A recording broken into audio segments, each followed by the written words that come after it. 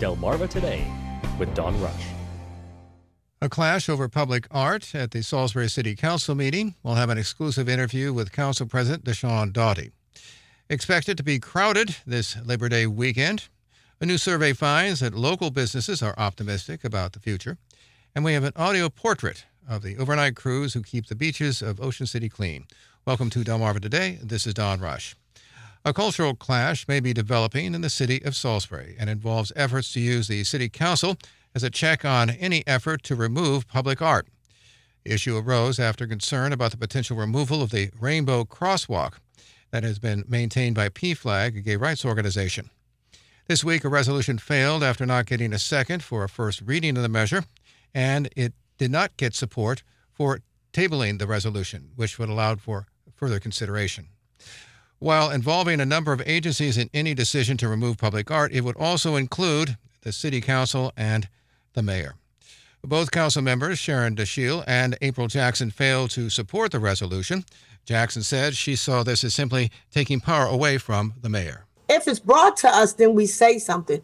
But I don't see why we have to be so much involved with this as we are. I feel like it's taking power from the mayor, and that's my spin on it. Now, I don't know how anybody else feels, but that's how I feel. I mean, and we didn't do this when Jake was in here. We didn't have these problems. Now, all of a sudden, we are having problems with the how the mayor feels about this, that, or the other. As we already know, he's coming in this, he's learning. So why are we trying to take his power from him? I mean, it disturbs me. It really disturbs me. Doughty, being president of the City Council, could not second the motion, which was supported by Council Member Michelle Gregory, and she expressed her disappointment. We do not want to see art removed from this city in any way, shape, or form without having some sort of policy, procedure, and oversight. The council, yes, the mayor has power, but so does the council. The council's job is to be oversight for the mayor's office and vice versa. It's called checks and balances. And I am incredibly disappointed that we did not move that legislation forward to make sure that those checks and balances were in place. Council Vice President Angela Blake did not attend the session due to a personal issue, but the fight may not be over. Council President Doughty said in a Facebook response that this was not the end of the discussion and vowed that public art would be protected. We were able to talk to Councilmember Michelle Gregory about what happened and what happens next. This resolution came up and it didn't get the second. Is this resolution dead? I'm not sure yet. Looking into it, trying to figure out what our next move would be to try and get this to go forward. So we're doing some research into that. Are you optimistic you perhaps persuade some of the people who did not support it? I'm not sure. I think that they're pretty entrenched into their opinions, but I do think it's something that's necessary. It's something that just wasn't covered by the initial legislation for the art committee, and I think this is just a little hole that needs to be patched. So. And do we know what the position is for Angela Blake? I believe she supports it. So as I read this from the outside, all the talk about, say, removing the Rainbow Crosswalk, for example, seems to have generated a lot of concern about the future, as it were, in terms of other public art, particularly given the fact we have a new mayor. How does that fit into all of what we're looking at here? Well, that's kind of why we wanted to address this and make sure that there was a policy and procedure and that there were no questions as to how something like that would go about. Because right now there really isn't anything set in any kind of legislation as far as that's concerned. And so since the Public Arts Committee is new, this is one of those things that inevitably we were going to find pockets in the legislation that needed to be filled.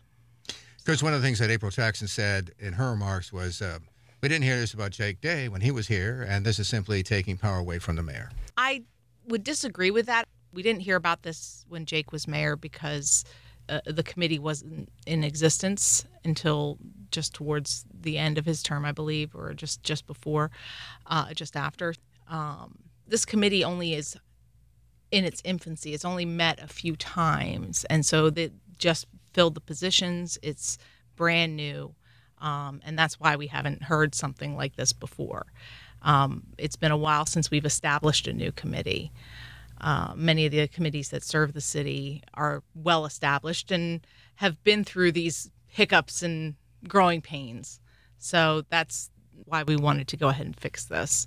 And I think, the concerns are valid that folks have. I think folks have valid concerns and want to make sure that there's oversight no matter who is in charge. And I don't think it's specific to our current mayor. I think it's specific to the position in general. I think that they like the idea of having oversight from other. Given the conservative nature of the current mayor, it does seem to me that there is a cultural clash, as it were, perhaps, about what he would like to see from his own political perspective and cultural perspective, as opposed to where the city has been going in the past. I mean, do you get that sense that there may be this tension?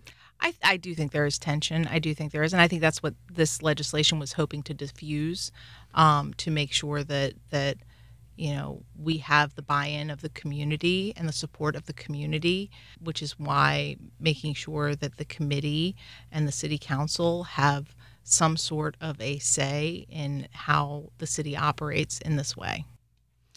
As Salisbury City Council member Michelle Gregory on efforts to involve the City Council in any effort to remove public art. Now we turn to Susan Canfora. She's a reporter for Coastal Point to take a look at some of the other news in the region. And Susan, it's a Labor Day weekend. We expect it to be pretty crowded out there. What are we looking at? Yes, Labor Day is Monday, and as we all know, it's one of the busiest holidays. AAA Mid-Atlantic expects a 9% increase in travel for the weekend compared to last year. It also says overall, cost of traveling domestically is expected to dip by 2%. Regina Alley with AAA says the region's gas prices look pretty good. Gas prices in Maryland are actually trending pretty good. The average today is $3.28 a gallon. That's actually down about 45 cents compared to last year. And in the Salisbury area, the numbers look even better. Gas prices are at about $3.20 a gallon. So definitely good to fill up on the Eastern Shore if you're going to be in that region. Also, this weekend, police will increase their patrols. Maryland State Police say that will be the case from Friday through Monday. There will be more patrols across Maryland to reduce impaired, distracted, and aggressive drivers. The State Police Impaired Driving Reduction Effort Team specializes in identifying impaired drivers, and its members will be patrolling here on the shore, along with state troopers from barracks in Berlin, Centerville, Easton, Princess Anne, and Salisbury. They will be conducting DUI enforcement on major routes, including routes 50, 301, 13, and 413. Police are urging motorists to prioritize safety and avoid impaired driving, obey the speed limit, don't drink and drive, don't drive aggressively, and leave that cell phone in your pocket while you're on the road. And, of course, with this end of summer, a special event at Bethany Beach, a jazz funeral. Kind of a fun event. Summer is ending, and as always in Bethany Beach, its demise is going to be celebrated, well, observed at least, with a funeral, a jazz funeral. That's a tradition in Bethany Beach that involves carrying a casket containing a mannequin who represents summer down the boardwalk as somber jazz music is played by a band, and those dressed in black pretend to cry into their handkerchiefs. The jazz funeral in Bethany Beach has been going on every year since 1985, making this the 39th anniversary since a man who once owned an ice cream shop there, a fellow named Moss Wagner in Bethany Beach, thought, well, they observe the passing of friends and family in New Orleans with jazz funerals, so up here at the beach, let's observe the end of summer with a similar funeral.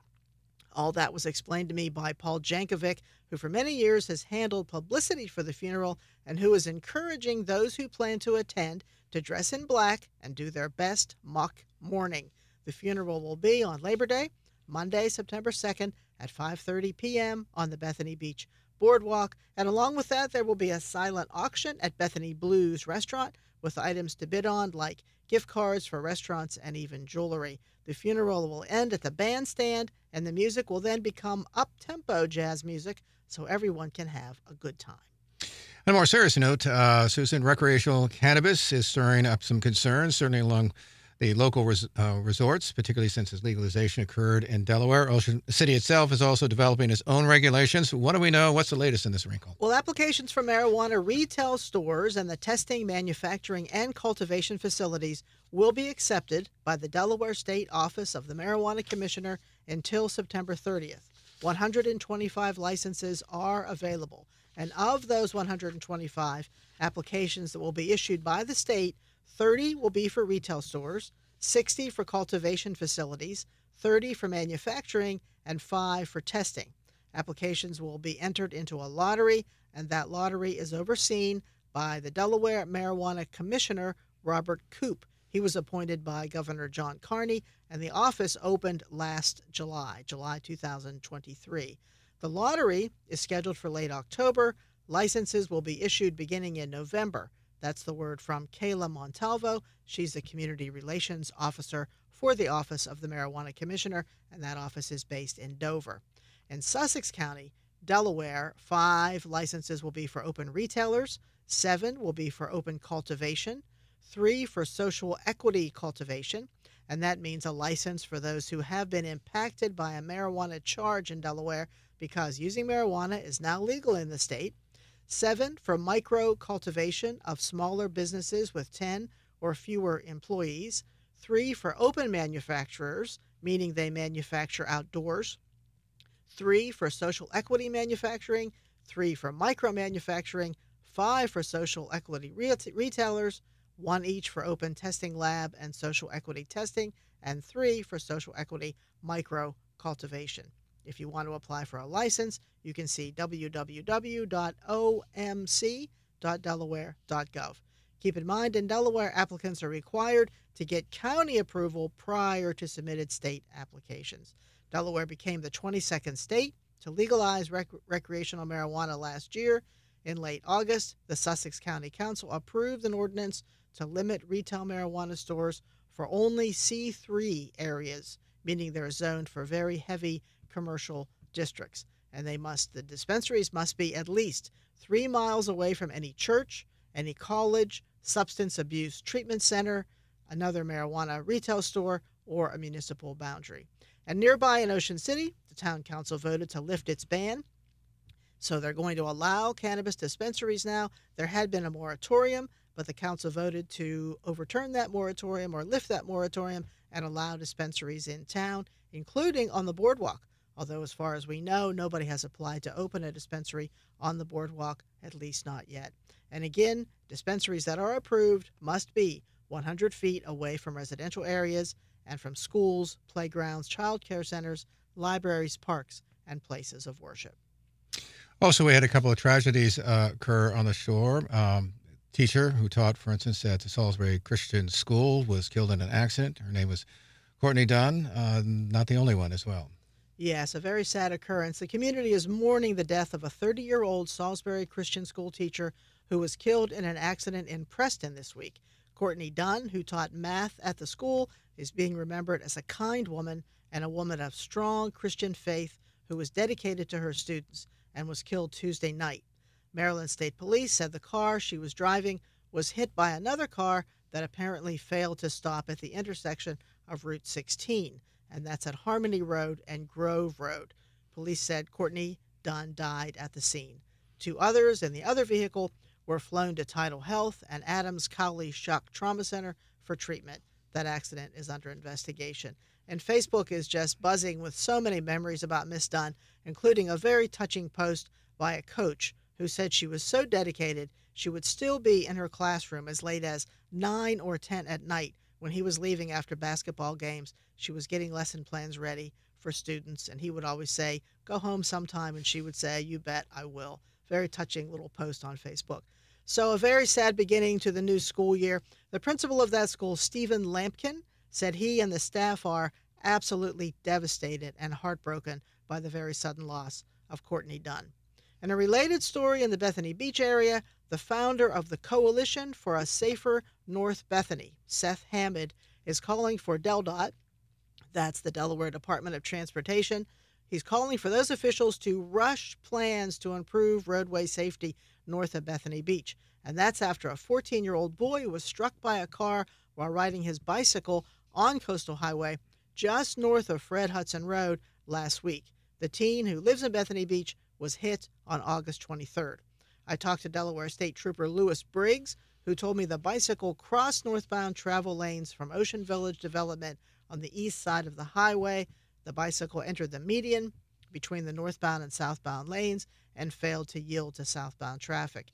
The boy was injured and he's in serious condition. He was airlifted to the hospital for what appeared to be serious injuries. That road was shut down for 1 hour.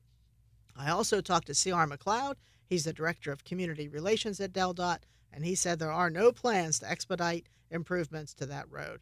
There are plans, though, to begin installation of a new rectangular rapid flash beacon at the North Fresh Pond Trailhead beginning in September. And 2 other locations are still scheduled for next spring. No new meetings are scheduled to discuss expediting highway upgrades, but Hammond wants to see the speed limit changed. Right now it's 55 miles an hour. He wants to see it lowered to 35 miles an hour, and he wants drivers, especially those who are visiting the area, to be better educated about safe driving in that area. And also, finally, coming up in September, we've got the powwow in Delaware. It's a big event. Very big event. It's a lot of fun. Next weekend, thousands of local residents and visitors will attend the 46th annual Nanticoke Indian Powwow in Milton. It will be on Saturday and Sunday, September 7th and 8th in Hudson Fields in Milton, and it's a good time. The Nanticoke Chief, Avery Johnson, said it's not only fun to walk around the grounds and look at the many displays of Indian clothing and toys and works of art, but it's also a lot of fun to taste the fry bread with fresh butter and powdered sugar and the Indian tacos and watch the dancing and listen to the MC explain Indian traditions. He called it an opportunity. He said it's a chance for guests to walk among us as we strengthen our tribe's connection to our ancestors. When I talk to the chief and the subject of the powwow comes up, he always says, it's always fun, right? Local dignitaries will be there. One regular is Senator Tom Carper, who often takes part in the traditional dances, and we expect to see him again this year before he retires early next year. This year, Angela Miracle Gladue of Canada will bring something a little different, Indigenous hip-hop. She has performed at the Kennedy Center and at the U.S. Pentagon, and she's a Cree Indian. Chief Johnson said he's looking forward to seeing her because she has a way of putting it all together and creating her own kind of dancing. So that powwow will be Saturday, September 7th and Sunday, September 8th from 10 a.m. to 7 p.m. daily. Tickets cost $10 for adults 18 and older and $5 for children 11 to 17. And you've gone to it. I know you're going to go this year. So what is it like to walk around? I've gone many times. It's just full of people walking around and meeting each other and enjoying all the food and the music. There's a big dance circle. There's a lot of tradition. Keith Colston is the MC. He talks about the tradition. He explains every detail. The food is great. There's Indian tacos, and fry bread's my favorite. They used to have corn on the cob, freshly roasted. I'm not sure if that'll be there this year, but I hope so. Just a really good time. And what are Indian tacos? Indian tacos they kind of have vegetables and meat in them, and they're on a flat tortilla. They just call it Indian taco. It's pretty much like a regular taco, but it has a few spices in it, and it's a little bit different. So you're going to go, so we expect to hear back from you. I will be there. And last year, I not only got into the dance circle, but I got blessed by one of the elders with sage, and I felt very honored to do that. So it was a lot of fun, and it's very kind of a sacred time, too, for them. And on Sunday morning, they have a spiritual service. It's open to the public at 8 o'clock on Sunday morning. So they end it on a kind of a spiritual note that day.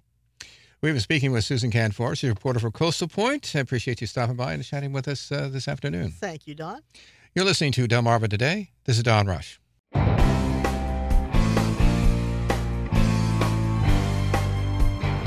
Delmarva Today with Don Rush.